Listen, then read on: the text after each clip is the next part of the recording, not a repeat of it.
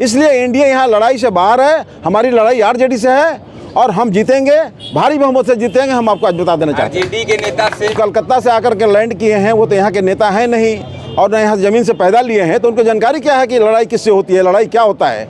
वो तो आए और एक बैग के लंच किए और जीत करके चले गए, तो उनको क्या पता है कि गांव की क्या समस्या है, किस पार्टी का क्या जनाधार है।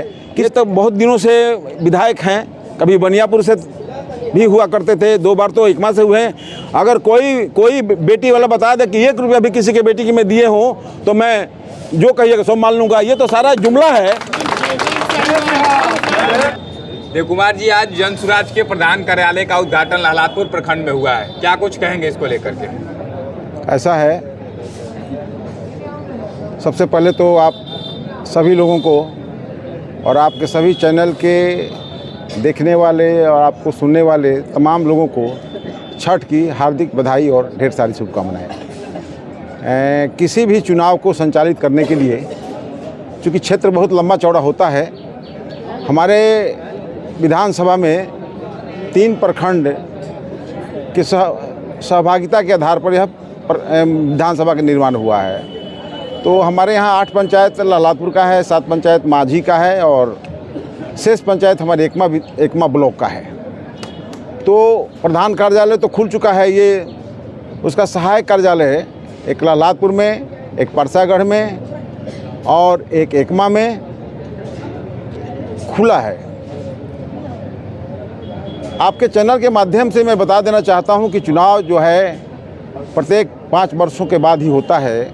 उसी के क्रम में आज यह चुनाव के मैदान में हम लोग जनसुराज जैसे राजनीतिक दल के उम्मीदवार के रूप में हम आपके बीच में हैं। आपके क्षेत्र की सबसे बड़ी समस्या कौन सी है और उसे आप कैसे सुलझाएंगे? ऐसा है, मेरे क्षेत्र की मैंने कितना गिनाऊं, समस्याओं से भरा हुआ हमारा क्षेत्र रहा है।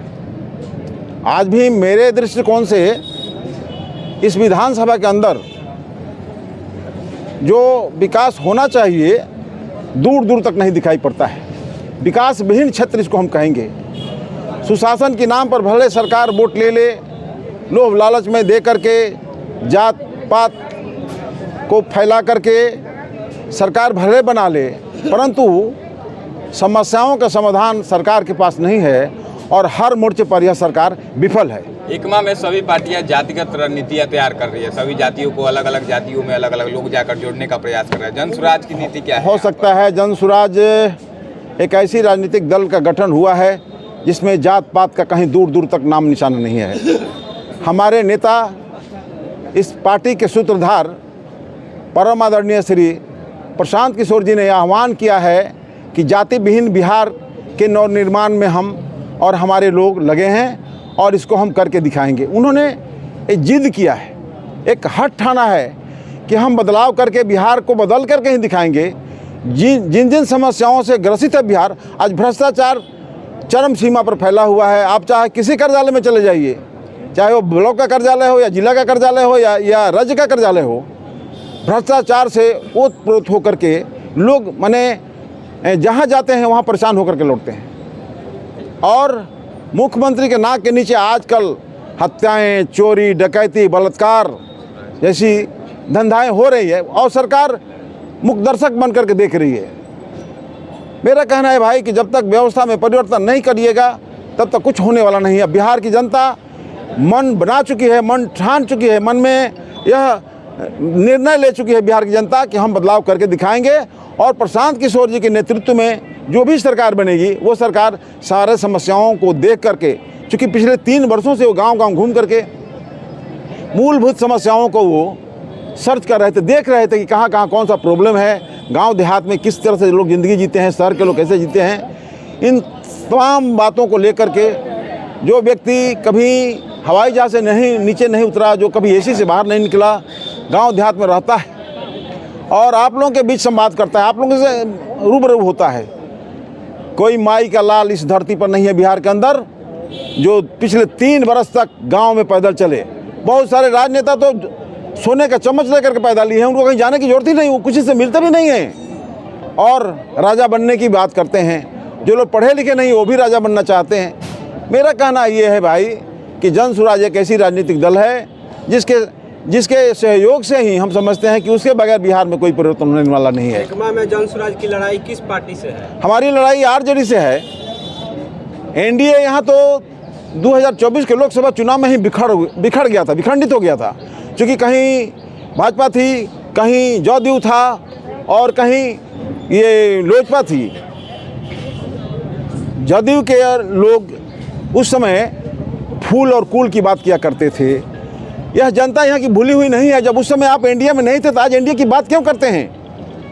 इसलिए एनडीए यहाँ लड़ाई से बाहर है। हमारी लड़ाई आरजेडी से है और हम जीतेंगे, भारी बहुमत से जीतेंगे। हम आपको आज बता देना चाहते हैं। आरजेडी के नेता से बयान लिया गया तो उन्होंने कहा कि हमारी लड़ाई जन स्वराज से नहीं है, जेडीयू से है। ठीक है, उनको तो कहने का अधिकार है, क्योंकि कलकत्ता से आकर के लैंड किए हैं। वो तो यहाँ के नेता हैं नहीं और न यहाँ ज़मीन से पैदा लिए हैं, तो उनको जानकारी क्या है कि लड़ाई किससे होती है, लड़ाई क्या होता है। वो तो आए और एक बैग के लंच किए और जीत करके चले गए, तो उनको क्या पता है कि गांव की क्या समस्या है, किस पार्टी का क्या जनाधार है, किससे लड़ाई है, नहीं है, उनको कुछ पता नहीं है। आपके विपक्ष पास कह रहा है कि क्या जन स्वराज पलायन रोक पाएगी?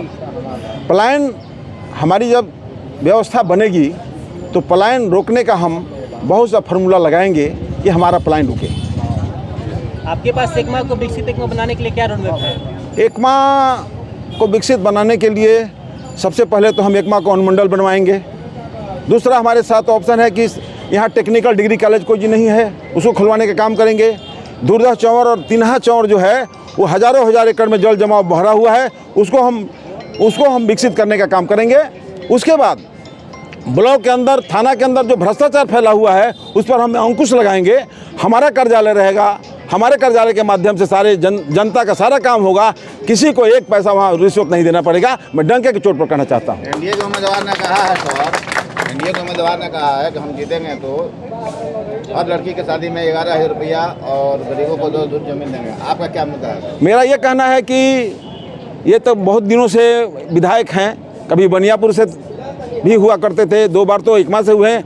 अगर कोई बेटी वाला बता दे कि 1 रुपया भी किसी के बेटी की मैं दिए हों तो मैं जो कहिएगा सब मान लूँगा। ये तो सारा जुमला है।